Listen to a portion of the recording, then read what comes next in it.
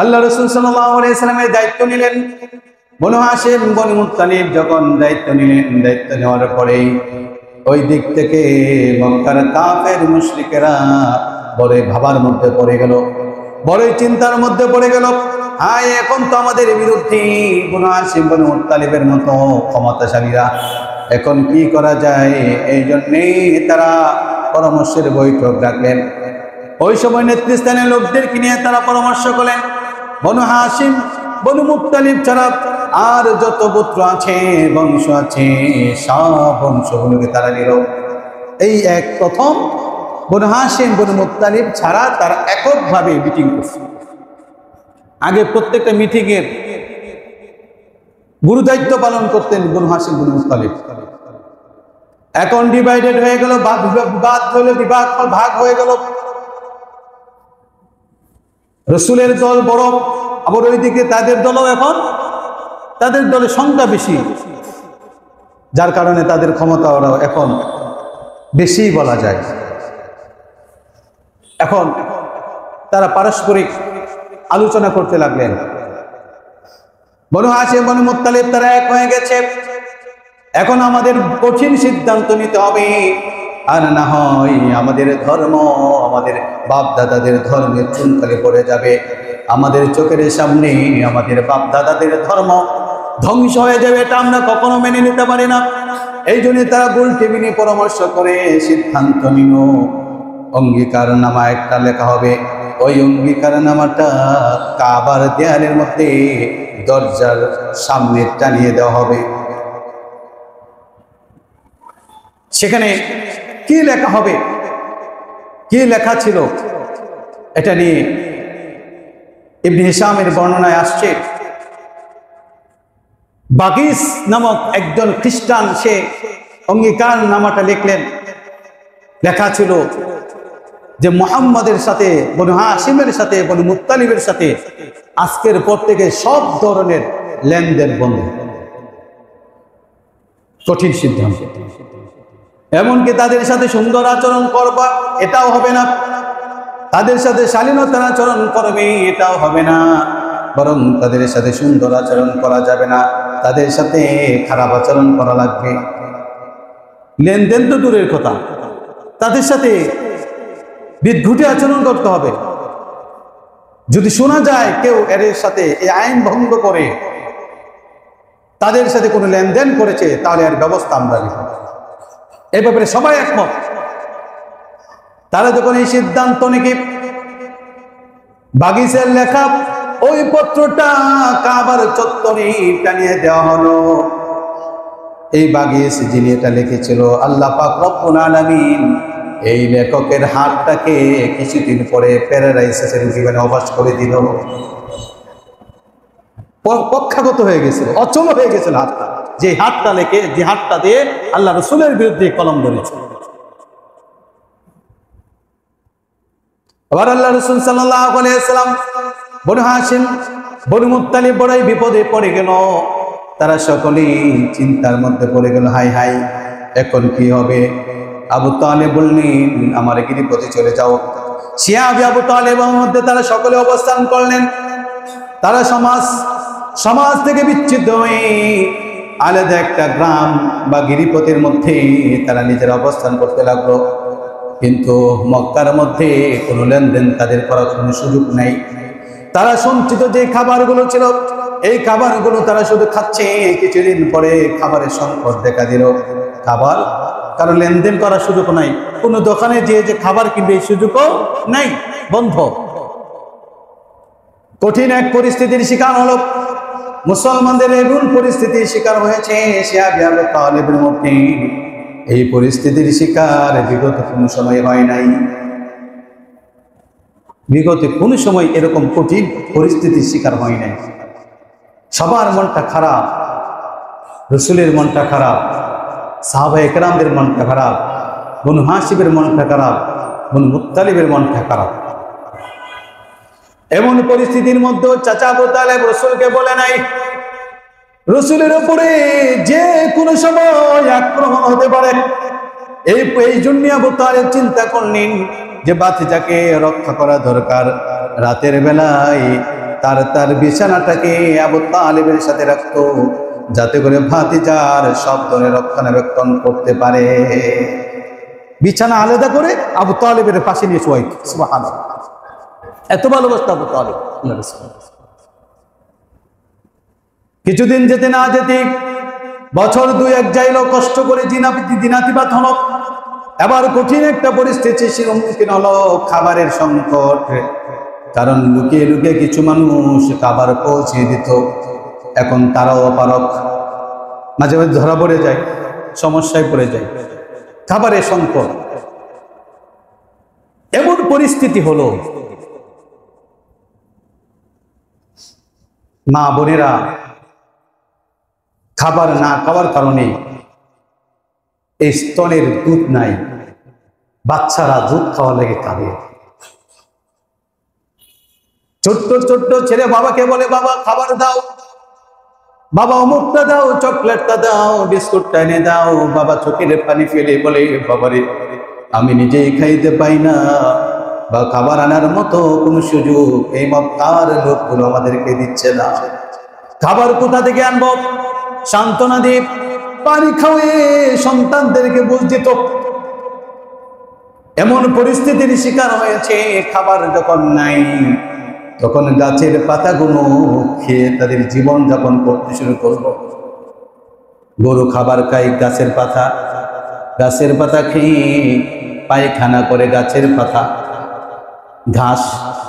সাহাবায়ে কেরামরা এমন পরিস্থিতির শিকার হলো, ঘাস খেয়ে তাদের জীবন যাপন শুরু হলো, গাছের পাতার রস খেয়ে তাদের জীবন যাপন চলতে লাগলো।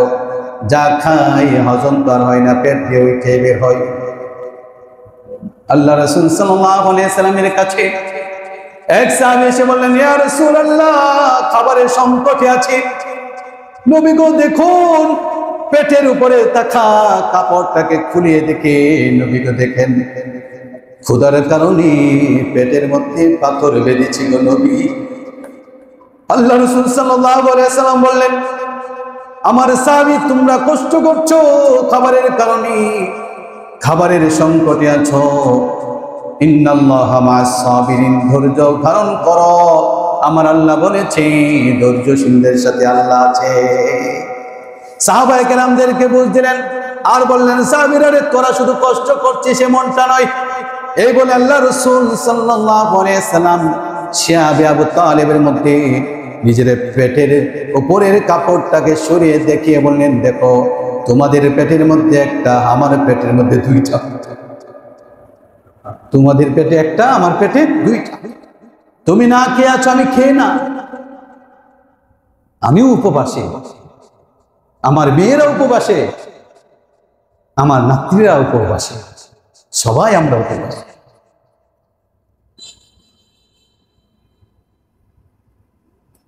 কঠিন এই পরিস্থিতি চলছে।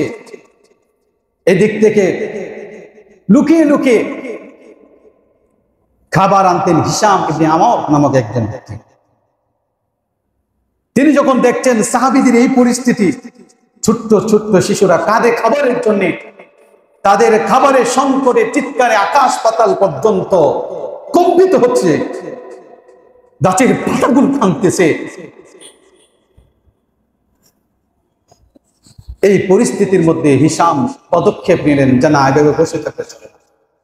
তার হৃদয়ের মধ্যে ভালোবাসা ঢুকলো। হিশাম আল্লাহ রাসূল সাল্লাল্লাহু আলাইহি সাল্লামের ফুফাতো ভাই জুহাইরের কাছে গিয়ে বললেন, জুহাইর তুমি তো সুন্দরভাবে তোমার জীবন কাটাইতেছ, মুরুব্বুলা খাইয়া তোমার জীবন কাটাইতেছ, দামি দামি জিনিস খাবার খেয়ে তুমি তোমার সুন্দর দেহটাকে ঠিক রেখেছ, অথচ তুমি একবারও খবর নিলে না তোমার মামার গোষ্ঠী, তোমার মামাতো ভাইরা কি কষ্টে আছে। তাদের পরিস্থিতি খুব খারাপ, খাবার নাই, গাছের পাতা খেয়ে দিনাতিপাত করছেন। তোমার মামাতো ভাই মুহাম্মদ পেটে পাথর বেঁধে সময় কাটাচ্ছে, আর তুমি মুরুখ পোলা খাও। মনের মধ্যে কি একটু খারাপ লাগে না? জুহাইর বলতেছে, ভাই আমি কি করব, আমি একা কি করব? হিশাম বলতেছে, আমি তোমার সাথে আছি। জুহাইর বলছে, ঠিক আছে, আসো আমরা সম্মিলিতভাবে পদক্ষেপ নেই। তাহলে আবার দ্বিতীয় ব্যক্তি তৃতীয় ব্যক্তি বের করো, আমরা তো দুইজনে হবে না। দুইজনে তার হবে না। তখন হিসাব বলতে ঠিক আছে আমি বের করছি। তখন তিনি মুতঈম ইবনে আদির কাছে যেয়ে বললেন, মুতঈম ইবনে আদি বললেন ঠিক আছে আমরা রাজি, চতুর্থ ব্যক্তি খুঁজো। তখন তিনি আবুল বুখতারি তার কাছে গেলেন। সে বলল অবশ্যই এই অন্যায়কে মানা যায় না, আমরা আছি, আরেকজন ব্যক্তি আমাদের সঙ্গী বানাও। তখন জামা নামক আরেকজন ব্যক্তির কাছে গেলেন। তিনিও গোত্র প্রধান বা সম্ভ্রান্ত ব্যক্তি। তিনি বললেন অবশ্যই এটা অন্যায়, আমরা এই অঙ্গীকারনামা মানি না। এদিক দিয়ে জুহাইর তিনি বললেন যে আমরা সবাই একসাথে পরামর্শ করি। সবাই একসাথে পরামর্শ বৈঠকে বসলেন। জুহাইর তিনি সর্বপ্রথম বললেন যে আমি আজকে তোমাদের কাছে ওয়াদা করলাম এই অন্যায়ের বিরুদ্ধে সর্বপ্রথম আমি পদক্ষেপ নিব। তখন সবাই বললেন, মুতঈম ইবনে আদি বললেন, জামা বললেন, আবুল বুখতারি বললেন অবশ্যই তুমি যদি সামনে যাও অবশ্যই আমরাও তোমার সাথে আছি, তোমার কিছু হলে আমরাও এটা দেখে দেব। সিদ্ধান্ত হয়ে গেছে। জুহাইর তখন পরের দিন কি করলেন, কাবার চত্বরে জেগে কাবার মধ্যে সর্বপ্রথম কাবাটাকে তাওয়াফ করলেন। 7 চক্কর দিয়ে কাবার চত্বরে দাঁড়িয়ে তিনি চিৎকার মেরে বলেছিলেন, এ কাবার বন্ধুরা শোনো, যারা মুহাম্মদের শত্রু, বনি হাশিমের শত্রু, বনি মুত্তালিবের শত্রু তোমাদেরকে সম্বোধন করছে।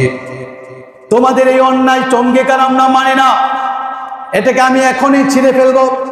আবু জাহেল তখন সাথে সাথে বলল, সাবধান, তুমি এটা করতে পারো না, এটা আমরা মানি না। তখন এমনি জামা সে বলল, আবু জাহেল তুই থাম, অনেক করছস, আর করবি না, বেশি কথা বলে আসছে ফিডাবি। সুবহানাল্লাহ, অনেক করছস, এখন কথা বলে তোর ফিডাবি। সাবধান, তুই সুন্দর সুন্দর খাবার খাস, মুরগি পোলাও খাস, আর ওই দেখতে মোহাম্মদরা গাছের পাতা খায় সময় কাটায়, আমরা জীবিত থাকতে এই অন্যায় কখনো বরদাস্ত করব না। একটু ভয় ঢুকলো। তারপরেও আবু জাহেলের সঙ্গীরা বলতেছে সাথে সাথে, না এটা আমরা মানি না। আবু জাহেলের পক্ষে সুর দিল। মুহাম্মদের পক্ষে লোকেরা তারা সবাই বলল, না আমরাও তোমাদের চুক্তি মানি না। পরস্পরের মধ্যে দ্বন্দ্বের উপক্রম হলো, ঝগড়ার সম্ভাবনা দেখা দিল। এই দিক থেকে আরেকটা ঘটনা ঘটে গেল। রাসূলুল্লাহ সাল্লাল্লাহু আলাইহি ওয়াসাল্লামের চাচা আবু তালিব ঘটনাস্থলে আসেন। এসে বললেন, তোমরা ঝগড়াঝাটি থামাও, আমার নবী আমার ভাতিজা মুহাম্মদের কাছে একটা সংবাদ এসেছে, আমি ওই সংবাদটা নিয়ে তোমাদের কাছে এসেছি। সংবাদটা খুব গুরুত্বপূর্ণ। এই সংবাদটা যদি সত্য হয়, আমার ভাতিজা বলেছে তোমাদের ঝগড়া করার কোনো দরকার নেই। আমার ভাতিজা আমাকে সংবাদ দিয়ে পাঠিয়েছে, কাবার চত্বরে তোমরা যে অঙ্গীকার পত্রটাকে টানিয়ে রেখেছ, এই অঙ্গীকার পত্রটার মধ্যে আমার আল্লাহ পাক রব্বুল আলামিনের পক্ষ থেকে এক ধরনের ছোট ছোট পোকামাকড় দিয়েছি। ওই পোকামাকড় গুলো আস্তে আস্তে করে অঙ্গীকার পত্রের সব লেখাগুলো খেয়ে ফেলেছে। সুবহানাল্লাহ কবির। শুধুমাত্র অঙ্গীকার নামার মধ্যে সব লেখা খাওয়ার পরে একটা নাম বাকি ছিল, ওইটা হলো আমার আল্লাহ। আল্লাহর নাম ছাড়া তোমাদের লিখিত সবকিছুকে পোকাগুলো খেয়ে ফেলেছে। আমি তোমাদের কাছে আজকে ওয়াদা করলাম, কাবাকে সামনে রেখে ওয়াদা করলাম, মক্কার নেতৃস্থানীয় লোকদের সামনে ওয়াদা করলাম, যদি আজকের এই বিষয়ে মুহাম্মদের কথাটা মিথ্যা হয়, তাহলে আমি আমার ভাতিজাকে তোমাদের কাছে সুপর্দ করব। আর যদি মুহাম্মদ সত্য বলে থাকে, তাহলে তোমরা আমাদের সাথে এই অঙ্গীকার রাখতে পারো না। সমাধান। সবাই খুশি। হ্যাঁ, আবু জাহেল মনে মনে করতে, এই তো পাইছি সুযোগ, এই তো পাইছি সুযোগ, আমরা তো দেখছি ভালো কয়েকদিন আগে। এই কথা শোনার পরে সবাই রাজি, এতে কোনো দ্বিমত নাই। আদিব, মুতঈম ইবনে আদি তিনি দৌড়ে গিয়ে কাগজটাকে দেখলেন, অঙ্গীকার পত্রটা নিয়ে দেখে অঙ্গীকার পত্রতে কোনো লেখাই নাই, শুধুমাত্র আল্লাহ নাম কাছে সবকে। এই যে চুক্তি শেষ হলো, 3টা বছর পর্যন্ত এই শিয়াব আবি তালিবের মধ্যে আল্লাহ রাসূল বনি হাশিম বনি মুত্তালিব কষ্ট করেছে।